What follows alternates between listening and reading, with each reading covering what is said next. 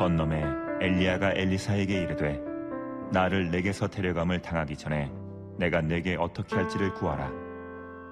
엘리사가 이르되 당신의 성령이 하시는 역사가 갑절이나 내게 있게 하소서 하는지라. 오늘 생명양식은 열왕기하 2장 1절에서 11절 말씀입니다. 조금 길지만 같이 읽어보시죠. 여호와께서 회오리 바람으로 엘리야를 하늘로 올리고자 하실 때에 엘리야가 엘리사와 더불어 길갈에서 나가더니 엘리야가 엘리사에게 이르되 청하건대 너는 여기 머물라. 여호와께서 나를 베델로 보내시느니라 하니 엘리사가 이르되 여호와께서 살아계신과 당신의 영혼이 살아있음을 두고 맹세하노니 내가 당신을 떠나지 아니하겠나이다 하는지라. 이에 두 사람이 베델로 내려가니 베델에 있는 선지자의 제자들이 엘리사에게로 나와 그에게 이르되 여호와께서 오늘 당신의 손생을 당신의 머리 위로 데려가실 줄을 아시나이까 하니 이르되 나도 또한 아노니 너희는 잠잠하라 하니라. 엘리야가 그에게 이르되 엘리사야 청하건대 너는 여기 머물라. 여호와께서 나를 여리고로 보내시느니라. 엘리사가 이르되 여호와께서 살아계신과 당신의 영혼이 살아있음을 두고 맹세하노니 내가 당신을 떠나지 아니하겠나이다 하니라.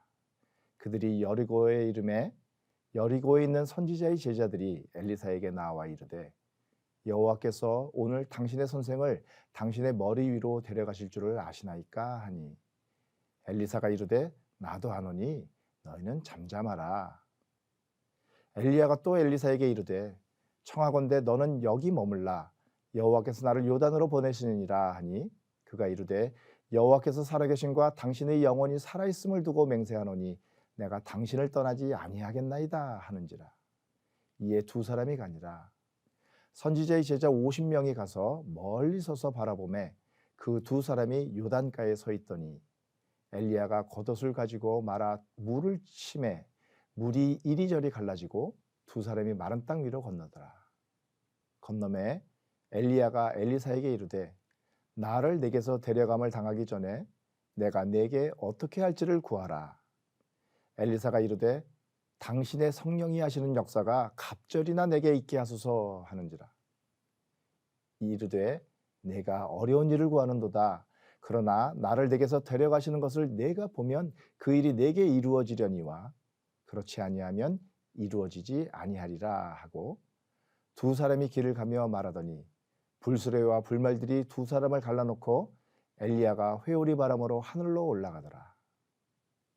오늘 이 본문에서 주목해 보려는 것은 엘리사가 도대체 왜 그렇게 고집을 피우며 엘리야를 떠나지 않았을까 하는 점입니다. 왜 그랬을까요? 아마 그 이유는 원하는 것이 무엇이냐고 묻는 엘리야에게 그가 하는 대답, 즉 당신의 성령이 하시는 역사가 갑절이나 내게 있게 하소서 하는 9절 말씀에서 찾을 수 있을 것 같습니다. 엘리야에게서 얻어내야만 했던 것이 있었기에 그를 떠날 수 없었던 겁니다. 한마디로 엘리야에게 있던 성령의 역사를 엘리사는 절실하게 원했던 것입니다. 오늘 요절 말씀에서도 보듯이 이제 곧 엘리사는 더 이상 엘리야를 볼 수 없게 될 것입니다. 그동안은 엘리야를 통해 하나님과 교통하고 성령께서 역사하시는 것을 볼 수 있었는데 이제 엘리야가 가버린다면 더 이상 그럴 수 없게 됩니다. 여러분들 같으면 이런 상황에서 어떻게 하시겠습니까? 엘리야는 다른 사람들과는 달랐습니다. 성령의 사람이었어요. 8절에서 보듯이 자신의 옷으로 물을 내리쳐서 마치 홍해가 갈라지듯 요단강이 갈라지게 하고 그 강바닥을 걸어서 건너는 그런 사람이었습니다. 물론 엘리야 자신의 능력으로 그렇게 한 것은 아닙니다. 성령께서 엘리야를 통해 하신 것이지요.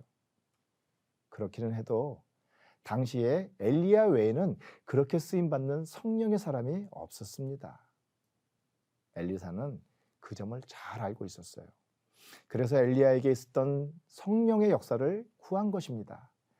자신이 슈퍼맨 같은 능력자가 되고 싶어서가 아니었습니다.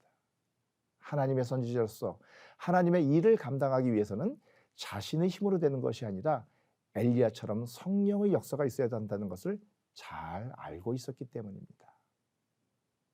동시에 엘리사는 자기에게 아직 그런 성령의 역사가 없다는 것도 잘 알고 있었습니다. 그러니 얼마나 절박했을까요? 그 마지막 날 엘리야가 그대로 가버린다면 너무 막막하지 않겠습니까?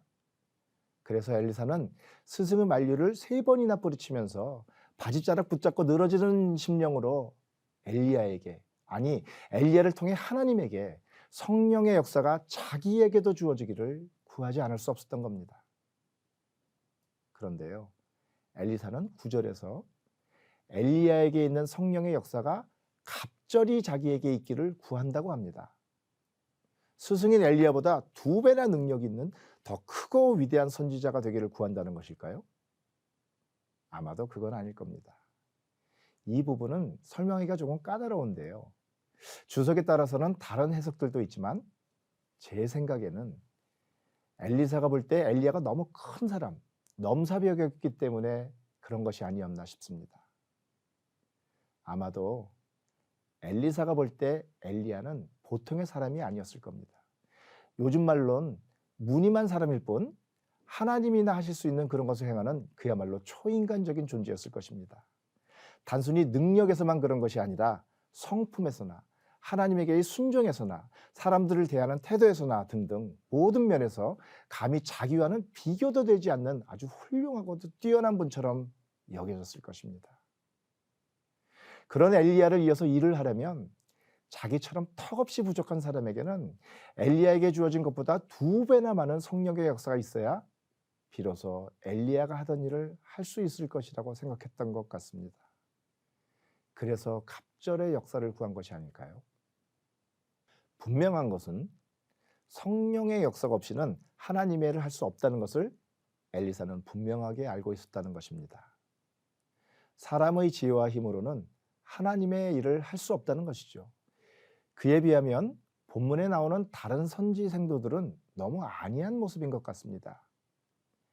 엘리야에게는 있지만 자신들에게는 없는 것. 그러나 하나님의 일을 하기 위해서는 반드시 있어야만 하는 그것. 그래서 엘리사가 그토록 간절하게 구하는 것.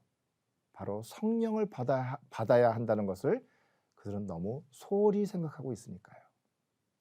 여러분들은 어떻습니까?